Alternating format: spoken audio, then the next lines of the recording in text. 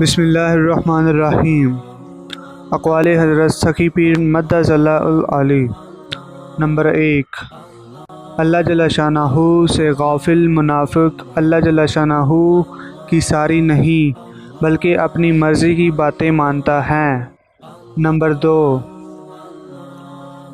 کوئی بھی بغیر اتباع رسول صلی اللہ علیہ وآلہ وسلم کہ اللہ جل شانہ سے براہ راست اخذ فیض نہیں کر سکتا۔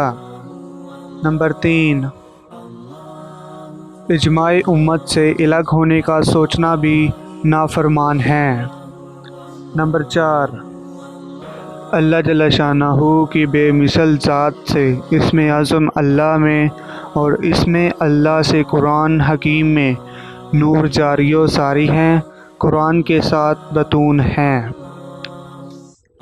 نمبر 5، عمل قرآن و سنت چھوڑنا فرقہ پرستی اور بے حضوری نے امت مسلمہ کو زوال کا شکار کیا۔ نمبر 6،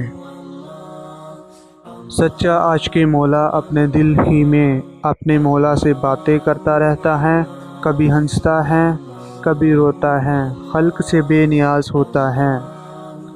نمبر 7، سچا عاشق مولا اپنے مولا سے مل کر ہی حقیقی چین پاتا ہے۔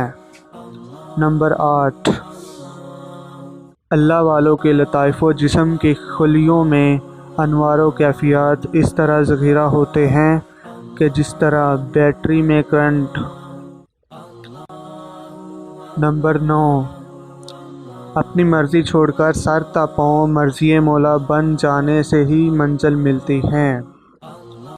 نمبر 10، عاشق مولا کے لیے اللہ جل شانہ کافی ہیں۔